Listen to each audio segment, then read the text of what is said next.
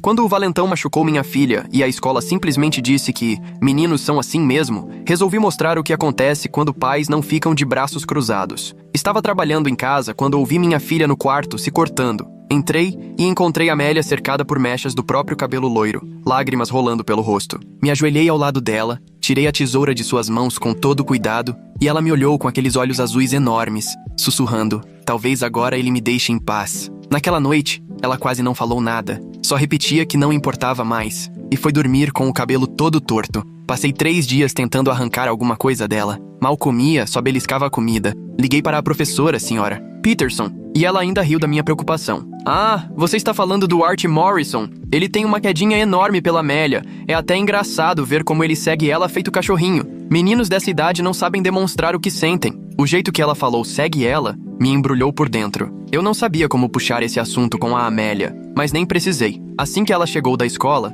desmoronou. Descobri que Art ficava chamando ela de cachinhos dourados todo santo dia, fazia a turma repetir o apelido no recreio, encurralava ela nos corredores vazios e obrigava a dar abraço. Na semana anterior, ele agarrou o rosto dela e obrigou a olhar para ele. Quando eu falo com você, você olha para mim. Eu só te machuco porque quem ama faz assim. Meu sangue ferveu. A escola seguia tratando tudo como brincadeira de criança apaixonada. Então ensinei a Amélia a se defender, a gritar bem alto se ele encostasse de novo, para obrigar os professores a verem. Às vezes penso como tudo seria diferente se eu tivesse ficado quieto, porque no dia seguinte, Amélia voltou para casa com hematomas nos pulsos e a gola da camisa toda rasgada. Ela tinha feito o que combinamos, gritou pro Art largar ela na frente de todo mundo. A professora ainda fez ela pedir desculpas, dizendo que feriu os sentimentos do menino e criou confusão. E não bastasse isso, ele encurralou Amélia com mais 3 amigos depois da aula para dar uma lição. Meu pai disse que menina faz charme, mas gosta. Você me fez passar vergonha,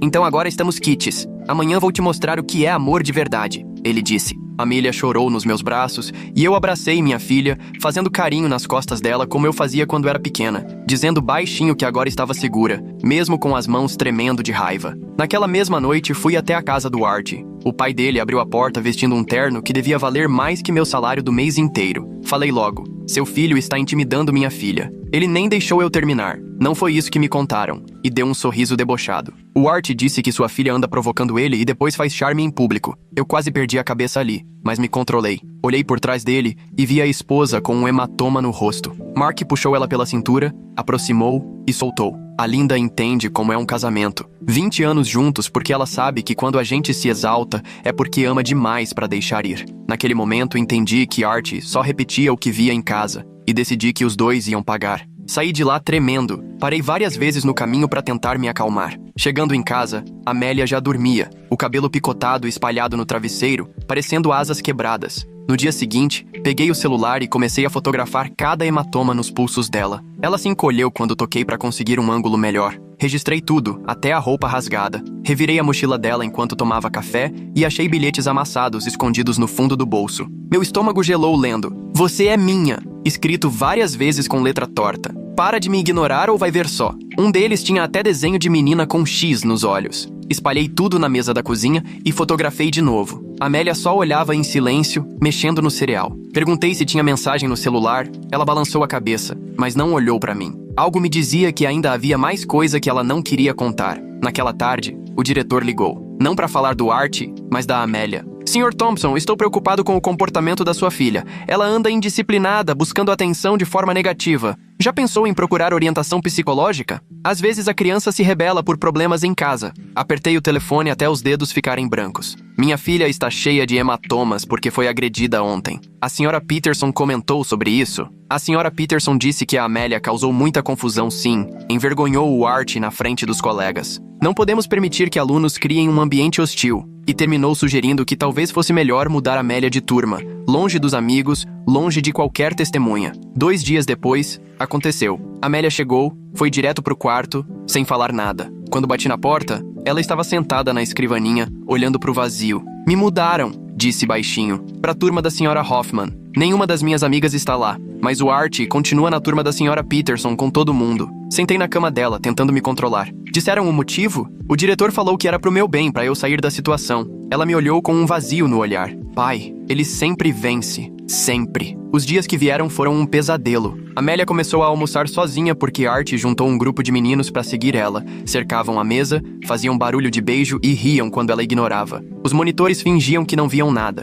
Tentou almoçar na biblioteca, mas a bibliotecária a expulsou, dizendo que Art reclamou que ela estava estragando os livros. Instalei um aplicativo de gravação no celular da Amélia, depois de explicar o motivo, e ela aceitou na hora, desesperada por ajuda. A primeira gravação cortou meu coração. Art encurralando ela no bebedouro. Meu pai conhece gente do conselho da escola. Ele disse que se você não começar a ser legal comigo, vai fazer seu pai perder o emprego de professor. Quer ver seu pai desempregado? Então sorri quando eu chegar perto. Com essa prova, marquei uma reunião com o superintendente. Cuidei de cada detalhe, reuni fotos, gravações, toda a papelada mostrando como a escola falhou em proteger minha filha. Mas, assim que cheguei ao escritório dele, a secretária me lançou um olhar estranho. Ah, Sr. Thompson, o Dr. Hayes já está aguardando o senhor. A reunião foi um desastre completo. O Dr. Hayes ficou atrás da mesa, mãos cruzadas.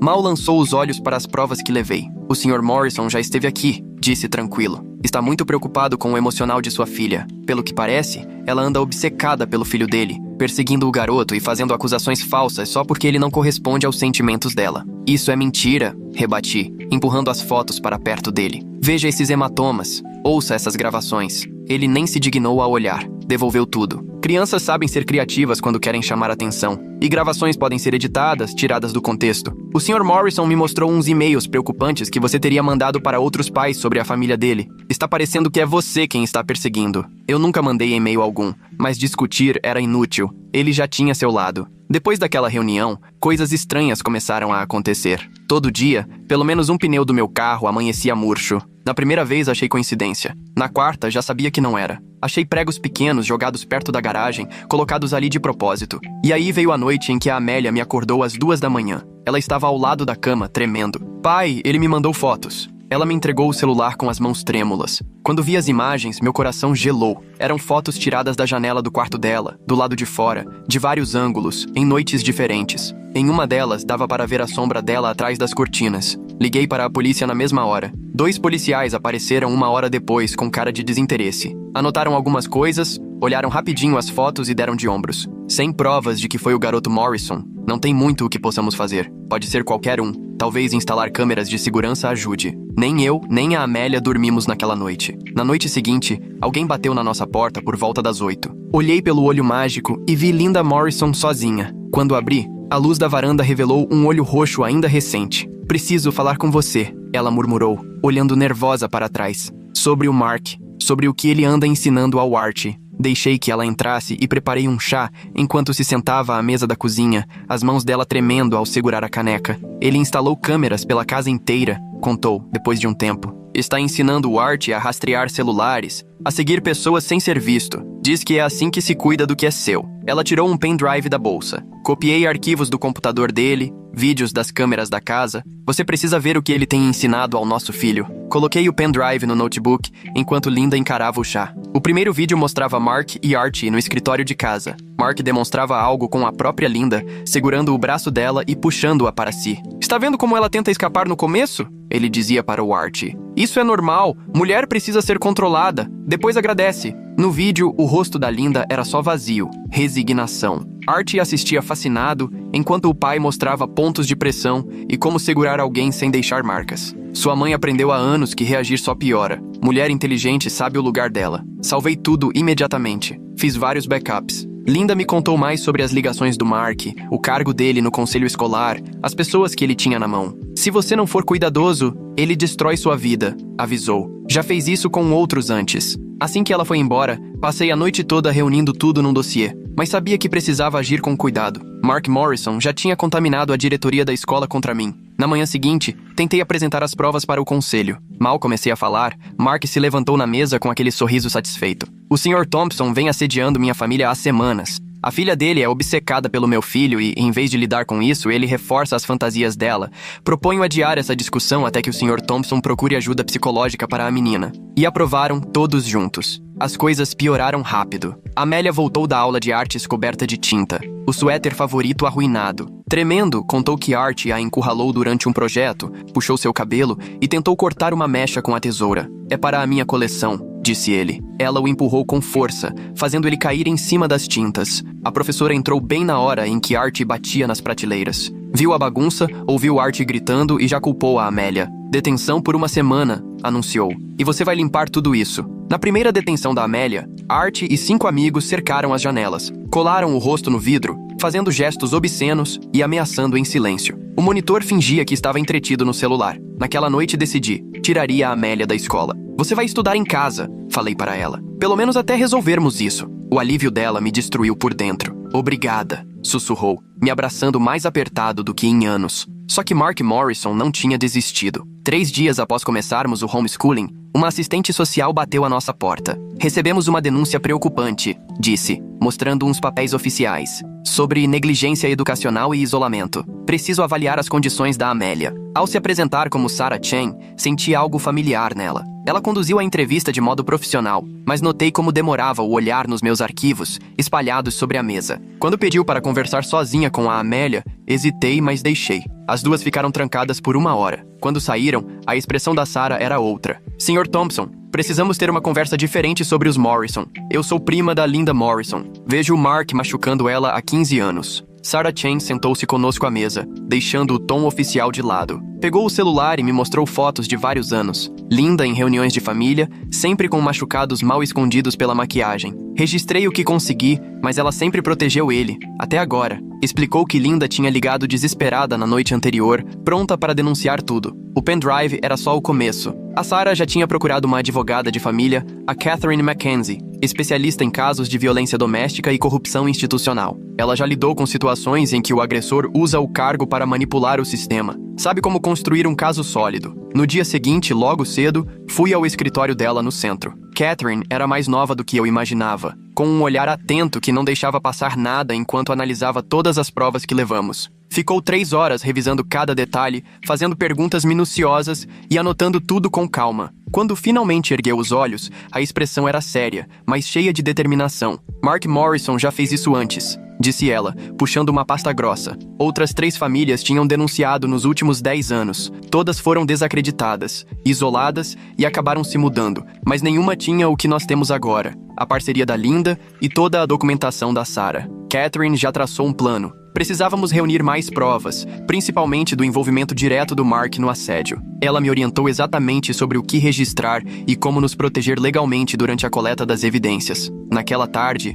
a Amélia me mostrou algo que estava escondendo. Mais fotos no celular, só que dessa vez eram diferentes. Eram prints de um grupo de conversa onde o Art dava instruções a outros meninos. Façam com que ela não consiga comer em lugar nenhum. Fechem o corredor para ela ser obrigada a falar comigo. Meu pai falou que se bastante gente disser que ela é louca, todo mundo acredita. Reencaminhei tudo para a Catherine na hora. Ela respondeu em poucos minutos, mandando a gente fazer backup em vários lugares diferentes. 2 dias depois, a campainha com câmera flagrou algo assustador às 3 da manhã. Alguém com o mesmo porte do Art pichando ameaças e desenhos grosseiros na nossa cerca. Tudo ficou registrado, nítido. Quando fui conferir os danos, percebi outra coisa. A mangueira do jardim tinha sido cortada e a água inundava a lateral da casa. Mexeram também na tomada externa, mas por sorte, o disjuntor caiu antes que pegasse fogo. Liguei novamente para a polícia, mas dessa vez citei o nome da Catherine Mackenzie. Na hora, a postura dos policiais mudou. Eles fotografaram tudo, foram cautelosos e garantiram que fariam um boletim completo.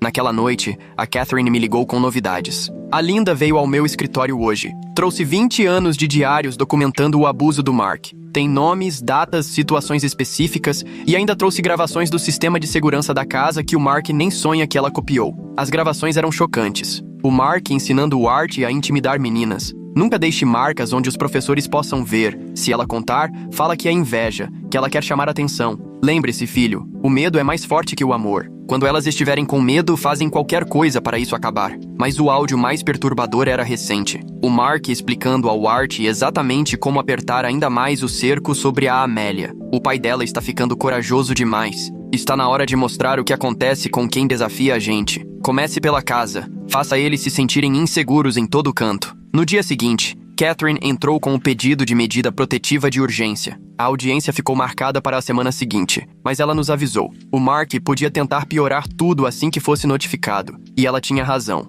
No dia seguinte à entrega dos papéis, 3 membros do conselho escolar apareceram na nossa porta. Ficaram plantados na varanda, numa postura de intimidação, liderados por um tal de Robert Mackenzie, que se apresentou como presidente do conselho. Sr. Thompson, estamos preocupados com sua conduta como educador, disse, lendo um papel preparado. Temos relatos de que o senhor está orientando sua filha a fazer acusações falsas. Isso é uma infração ética gravíssima que pode comprometer sua licença de ensino. Gravei tudo com o celular no bolso da camisa. Vocês estão ameaçando meu emprego porque estou defendendo minha filha de agressões? O Robert ficou vermelho. Ninguém está ameaçando nada. Só estamos sugerindo que dá para resolver tudo discretamente, se o senhor colaborar. O senhor Morrison está disposto a garantir seu emprego se o senhor retirar as acusações. Saiam da minha propriedade. Falei calmo. E avisem ao Mark Morrison que essas tentativas de intimidação não vão funcionar. Eles foram embora, mas antes o Robert soltou um último aviso. Você não faz ideia de quem está enfrentando. O Mark Morrison tem relações que você nem imagina. Mais tarde, a Linda ligou da casa da Sarah, onde estava hospedada. A voz dela estava tensa, mas firme. O Mark está ficando desesperado. Tem telefonado para todo mundo, tentando controlar a história. Mas descobri mais uma coisa. Aquele caderno em que ele anota as estratégias de manipulação há anos. Tem nomes de gente que ele chantageou, favores cobrados, pontos fracos de cada um. Ela tirou foto de cada página antes de sair. O caderno escancarava uma rede de manipulação na nossa cidade pequena. Autoridades da escola, comerciantes, até policiais que deviam favores ao Mark ou tinham medo dele. Quando viu as fotos, a Catherine ficou empolgada. Isso muda tudo. Agora já não é só sobre sua família. É um padrão de corrupção e abuso. Passamos os 3 dias seguintes nos preparando para essa audiência. Catherine orientou a Amélia sobre como testemunhar, sempre mantendo o foco nos fatos. Minha filha foi corajosa, mesmo com as mãos tremendo ao treinar para relatar o que o Art tinha feito. O assédio não parou, mas o Art começou a ser mais descuidado. Foi flagrado pelas câmeras da escola, deixando bilhetes ameaçadores nos armários de outros alunos, tentando colocar mais gente contra a Amélia. O diretor, de repente preocupado com a própria responsabilidade, chegou a ligar pedindo desculpas pela postura anterior. No dia da audiência, chegamos ao fórum e a sala estava lotada. A notícia já tinha corrido e várias famílias apareceram. Pais de alunos que também tinham sofrido com o Art, mulheres que se viram na história da Linda. O Mark chegou com um advogado caro, cheio de confiança, mas mudou completamente quando viu a Linda ao lado da nossa equipe jurídica. O rosto dele ia da surpresa à raiva, até ficar completamente fechado. A juíza, Roberta ou Catherine, era conhecida por não aceitar enrolação. Avaliou as provas com rigor, fazendo perguntas diretas. Quando a Catherine mostrou as gravações do Mark ensinando o Art a intimidar, a sala ficou em silêncio. Só se ouvia o advogado do Mark rabiscando notas às pressas. Amélia depôs com uma tranquilidade impressionante, contando como o assédio piorou, o medo constante que sentia e o quanto a escola falhou em protegê-la. Quando o advogado do Mark tentou insinuar que ela estava exagerando, ela só pegou o celular e mostrou à juíza as fotos que o Art tinha tirado da janela do quarto dela.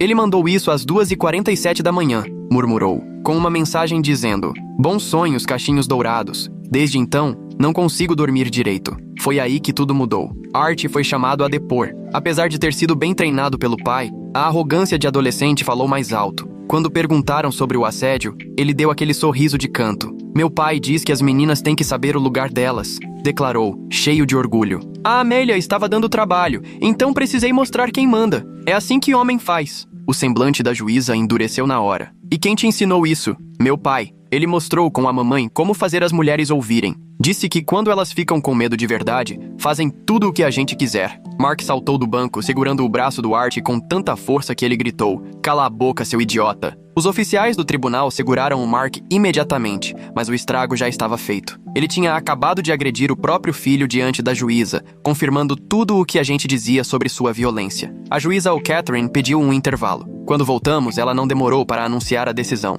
Ordens de restrição permanentes para Mark e Art, proibidos de entrar em contato comigo ou com a Amélia, direta ou indiretamente. Art foi obrigado a iniciar uma terapia intensiva com o acompanhamento do tribunal, mas a juíza não parou por aí. "Sr. Morrison, seu comportamento hoje, somado às provas, me deixa profundamente preocupada. Estou encaminhando o caso ao promotor para a apresentação de denúncias criminais, incluindo intimidação de testemunha, agressão e conspiração para assédio." O advogado de Mark ainda tentou argumentar, mas a juíza cortou logo. "Também vou encaminhar toda a documentação ao conselho escolar, com minha recomendação expressa para que a permanência do Sr. Morrison na escola seja revista imediatamente." Ao sairmos do fórum, Linda veio ao nosso encontro. Ela parecia exausta, mas de certo modo, aliviada. "Obrigada", disse apenas. por acreditarem nas provas e lutarem. Vocês me deram coragem para acabar com isso de uma vez. O advogado dela já esperava no estacionamento. Com a ordem de restrição e o registro da agressão em ata, Linda entrou com pedido de guarda emergencial e divórcio